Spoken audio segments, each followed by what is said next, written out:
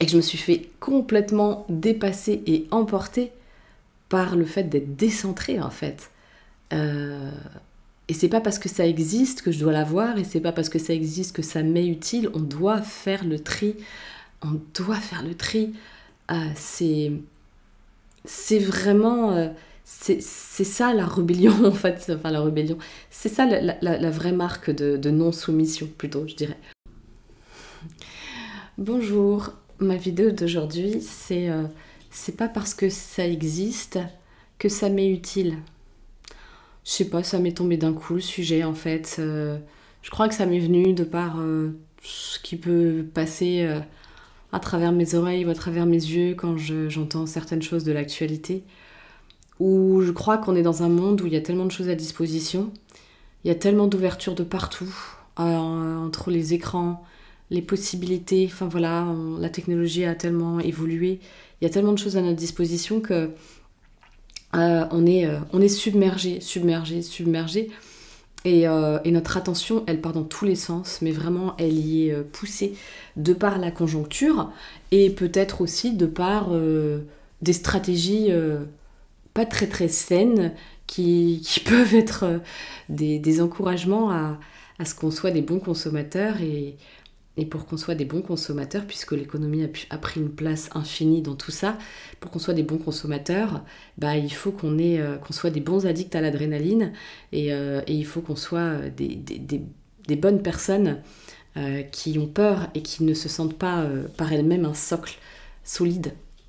Et là, je parle pas de force dans le sens de la force je suis capable de tout contrôler, mais plutôt une force intérieure qui fait qu'on se connaît suffisamment, on sait comment retrouver son souffle, on est capable de se désidentifier de ce qui nous traverse, les pensées, les émotions, etc. On est capable de faire cette différence, cette mesure, ce tri. Et donc, de par l'existence de toutes ces sollicitations, qui sont aussi des bonnes choses, dans le sens où on a une technologie qui est riche, on a beaucoup de choses à notre disposition. Voilà, on a des tonnes de moyens à notre disposition, et qu'est-ce qu'on en fait ?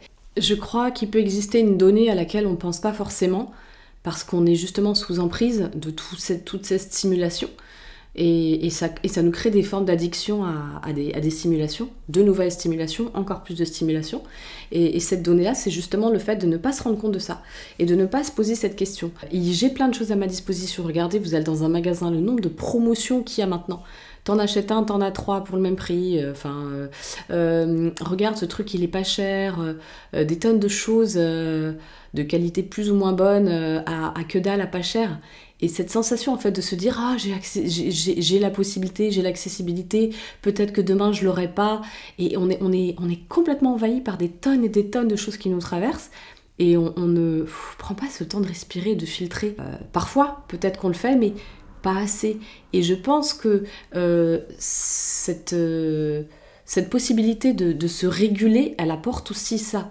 Cette possibilité aussi, de nouveau, de pouvoir faire un pas de recul et respirer et se dire ok, il y a tout ça à ma disposition. Il y a plein de possibilités dans ma vie, même par rapport à nos choix, nos choix de vie, quoi. Un appartement, une maison, être monogame, être polygame, manger tel plat ou plutôt tel autre, avoir tel type de régime plutôt que tel autre régime, sortir tout le temps ou ne sortir jamais. Enfin, voilà, de toute façon, sur tous les domaines de la vie, c'est comme ça, tel job ou tel autre, tel style ou tel autre. Enfin, je veux dire, on voit sur nos écrans, on voit à travers ce qu'on entend, les témoignages, que plein de choses existent, plein de configurations existent. Et à un moment donné, je crois que ce truc-là crée un brouillard mental et nous perd si on ne se recentre pas. On a le droit, bien sûr, de passer par plusieurs phases dans notre vie, on a le droit de changer, on a le droit de... Même, on est surtout, c'est même pas qu'on a le droit, moi je conseille de redevenir cette personne complète qui se donne le droit d'être, justement, de pouvoir être... comment dire, remplie de soi, c'est-à-dire je ne suis pas qu'une personne gentille, je peux aussi être une personne qui fait bien respecter ses limites si on va trop loin, et dès le début, qui n'attend pas d'être à bout, quoi. Mais pour autant, je peux être très gentille, en fait. Tout ça, c'est une forme de complétude, en fait. Je peux récupérer toutes les possibilités de ce que propose l'expérience de la vie. C'est juste que je dois me rendre compte que c'est pas parce que tout existe, que plein de choses existent, que je dois goûter à tout, et que je dois considérer que si je n'ai pas tout fait, tout vu, tout vécu. Je suis une personne vide et non remplie d'expérience. La vraie belle expérience, enfin la vraie expérience, elle est d'être vraiment présent en fait. Et quand on est présent, c'est là où on ne va pas louper quelque chose. Et c'est cette dissociation aussi qui nous donne envie de consommer. Parce que quand on est dissocié, justement le vide, qui n'en est pas un en fait, mais le ressenti de vide, il s'accentue. Et donc, comme il y a un ressenti de vide, il y a un besoin de consommer. Il y a un besoin de consommer du contenu, des choses palpables, etc. Et on voit bien hein, que si on est vraiment honnête 3 secondes, voilà, je suis allée dans un magasin, je suis revenue avec un sac, avec plein de petits trucs, ça m'a pas forcément coûté cher, mais je suis revenue avec quelque chose. C'est je ne suis pas vide. Mais la réalité, c'est qu'en fait, on ne voit pas clairement que c'est à l'intérieur de soi que tout ça est à reconquérir en fait. Je pourrais acheter tous les trucs du monde, avoir accès à toutes les expériences du monde, qu'elles soient nocives ou magnifiques, peu importe. Je pourrais. C'est la démarche dont je vous parle. C'est pas tant le truc en lui-même. Même si le truc en lui-même, il est clair que plus je vais me nourrir de nocivité, de toxicité, de trucs qui puent et qui sont des poisons, et évidemment, plus je vais risquer d'attaquer ma santé mentale, physique et émotionnelle et mon équilibre. Et donc. Ma contribution pour moi-même et pour le monde. C'est sûr que ça ne va pas aider du tout, il faut être clair. Mais c'est la démarche surtout là dont je parle. C'est vraiment sensibiliser au fait que quand je vais consommer quelque chose, quand je vais vouloir quelque chose, quand je vais avoir l'impression que si je ne goûte pas ça, si je n'achète pas ça, si je n'expérimente pas ça, je vais passer à côté de quelque chose. Pour moi, c'est vraiment le signe que là, il faut revenir à l'intérieur en fait. Et on en est tous là, hein. Je me mets dedans comme d'hab, hein. De toute façon je sais pas si je le dis dans chaque vidéo, mais si je me permets de faire ces sujets, c'est parce que moi-même je me sens concernée par ces sujets, je suis pas là en donneuse de leçons, mais ça me fait plaisir de parler de ces sujets parce que je trouve qu'ils sont importants et que moi je file des tuyaux sur ce que j'ai compris. Après ça parle ou ça parle pas, il n'y a pas de souci. Mais ça me semble vraiment important parce que pendant très longtemps, moi j'étais dans cette compulsion d'adrénaline et pour refuser d'aller rencontrer l'angoisse, d'aller rencontrer cet état dorsal du système nerveux où c'est un état où c'est plutôt... on est plutôt en mode repli, en mode il n'y a pas trop d'énergie, en mode voilà. Et quand on n'arrive pas à contacter cet état délibérément, et qu'on ne fait que le subir parce que justement on a trop dépensé d'énergie, trop d'adrénaline, et au bout d'un moment le système, pouf, il s'écroule, ben là on ne fait que subir. Alors on peut essayer d'aller choisir ces états. Et moi je dirais que s'il y a des choses à reconquérir, et qu'il y a vraiment, tant qu'à aller chercher les expériences multiples et comment dire, à vouloir tout avoir et tout expérimenter et tout faire pour ne rien louper, alors autant aller vraiment expérimenter ces choses-là, tous nos états, quand je suis speed, quand je suis calme, quand je suis en insécurité, quand je suis en sécurité. Qu'est-ce que c'est de vivre ça? C'est quoi cette expérience avec ça? Qu'est-ce que ça me... C'est une connaissance avec soi, et c'est ça en fait qui apporte la sécurité, et c'est ça qui fait que quand je vais aller au supermarché, je vais pas revenir avec un caddie plein alors que j'étais partie pour acheter 3 articles, et que je me suis fait complètement dépasser et emporter par le fait d'être décentrée en fait. Et c'est pas parce que ça existe que je dois l'avoir, et c'est pas parce que ça existe que ça m'est utile. On doit faire le tri, c'est vraiment...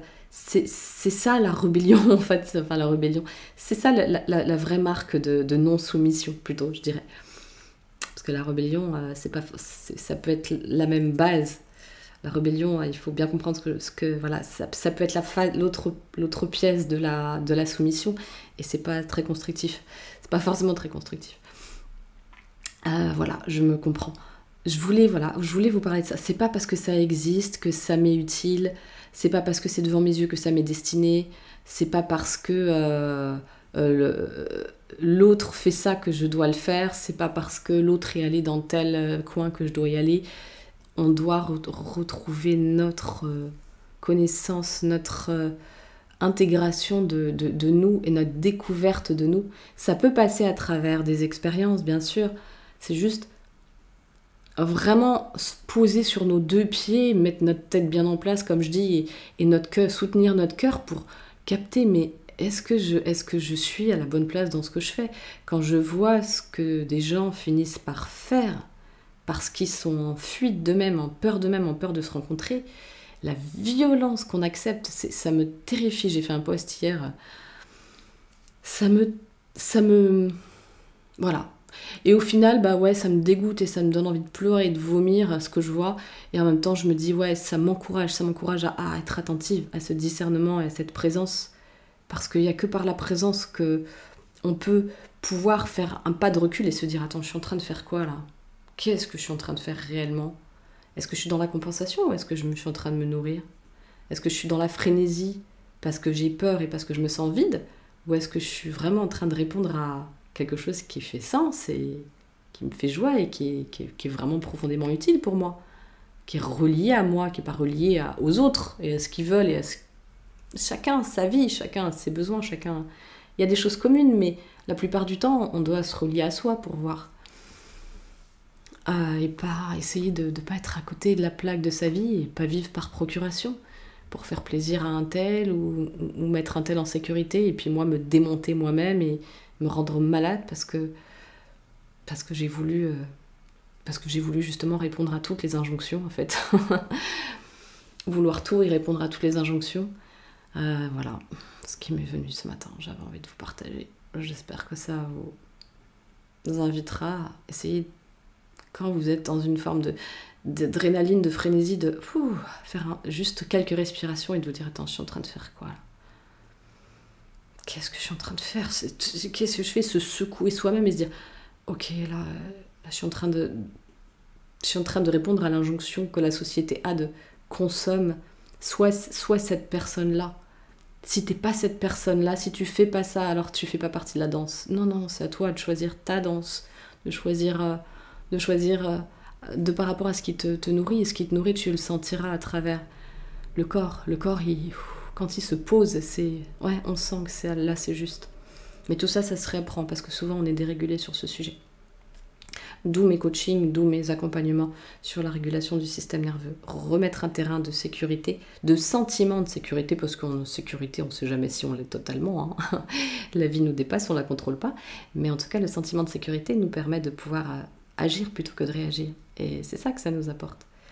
On a toutes nos fonctions en place, et quand toutes nos fonctions sont en place, alors il y a beaucoup plus de chances que on puisse choisir plutôt que subir. Et tout ce que je viens de raconter dans cette vidéo, on est en plein sur le sujet. Voilà, j'espère que ça vous a aidé. Et n'hésitez pas à partager, n'hésitez pas à commenter si le sujet vous parle, si vous avez un truc je sais pas, qui vous fait résonance. Abonnez-vous si vous êtes sur un endroit où on peut s'abonner. Si ça vous parle, en tout cas le contenu, ça peut soutenir ma chaîne, ça peut soutenir mes contenus. Si vous avez envie de le faire, c'est le meilleur moyen.